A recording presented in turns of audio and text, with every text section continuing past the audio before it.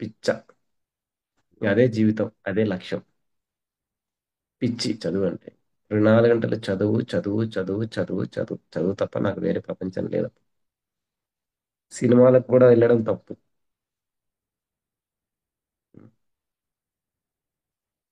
ఇలాంటి ఆలోచనతో జీవించేవాడు. సో చదువు కోసమే జీవించేవాడు. చదివే లక్ష్యం.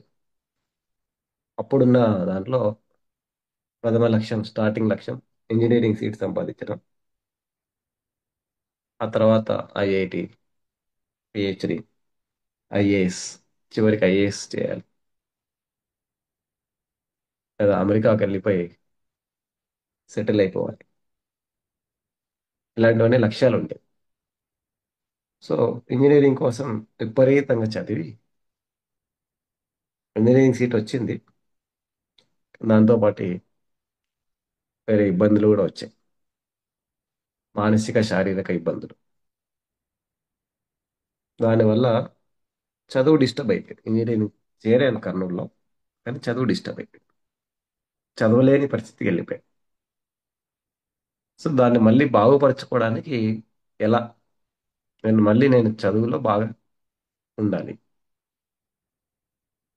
చచ్చిపోయే పరిస్థితి రాకూడదు, చదవలేకపోతే చచ్చిపోవాలి అనే ఉద్దేశంతో ఉండేవాడు. ఫెయిల్ అయితే చచ్చిపోవాలి, సూసైడ్ చేసుకో, అవన్నీ వద్దు. మరి ఇంకేమైనా చేయగలుగుతావా చచ్చిపోకుండా అని వెతుకుతూ వెతుకుతూ అనుకోకుండా బలవంతంగా ధ్యానంలోకి తీసుకురాబడ్డాను మా చిన్నమ్మ కొడుకు ద్వారా. బలవంతంగా ఓ రోజు ధ్యానంలోకి వచ్చి పడితే నచ్చింది.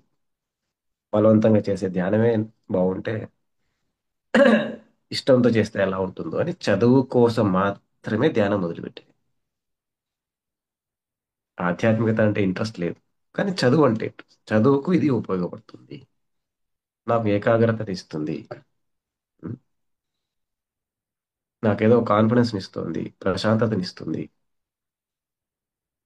అని చదువు కోసం మాత్రమే ధ్యానం మొదలుపెట్టి రోజు వెళ్ళి ప్రాక్టీస్ చేసేవాడు. ఒక 2-3 నెలలకి నా మైండ్ అంతా మళ్ళీ ఆ డిప్రెషన్ వెళ్ళిపోయి ఫ్రీగా తయారయ్యి బాగా చదువుకోగలిగే పరిస్థితి వచ్చింది ఒక 2-3 మంత్స్కి.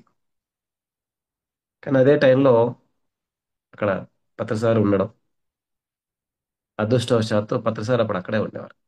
కర్నూలులో పిరమిడ్ ఎదురుగానే సార్ ఇల్లు. సార్ అక్కడే అప్పటికి ఉద్యోగం రిజైన్ చేసినారు. నేను 95లో జాయిన్ అయ్యాను, 92లో సార్ రిజైన్ చేశారు.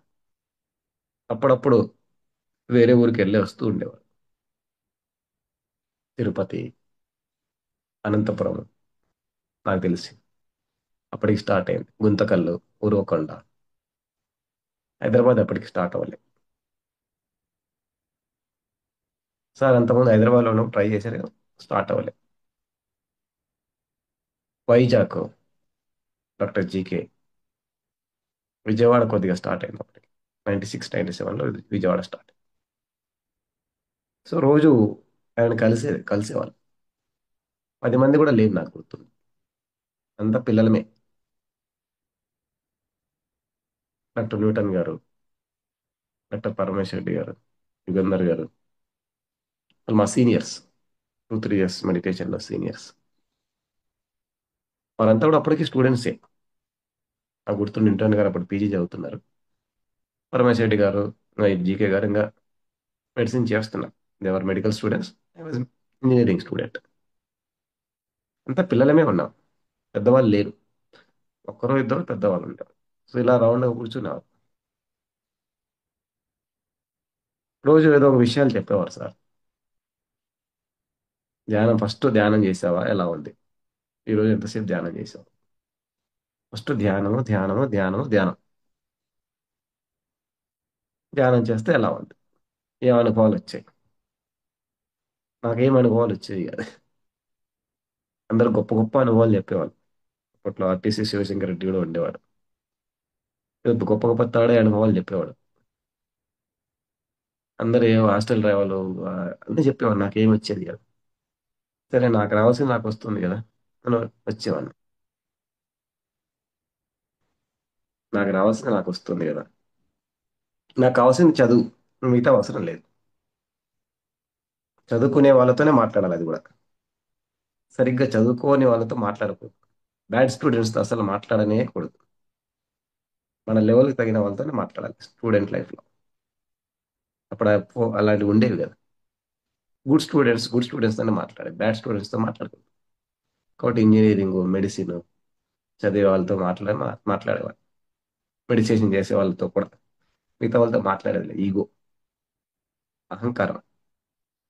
నేను చిన్నప్పటి నుంచి బాగా చదువుకునేవాడిని. School first, college first, engineering seat వచ్చింది. ఇలాంటి రకరకాల ఈగోలు ఉండేవి. అయినా ధ్యానం అయితే రెగ్యులర్‌గా చేసేవాడిని. సో, పత్రి సార్ దగ్గరికి వచ్చిన తర్వాత ఓకే. అందరూ ఏదో ఆయనను గురువు అంటున్నారు. ఆయనైతే తనని తాను గురువు అనుకోవడం లేదు. సో, అయినప్పటికీ నేను ఆయనను ఫాలో కావడం మొదలుపెట్టా. సరే కొద్ది రోజులకి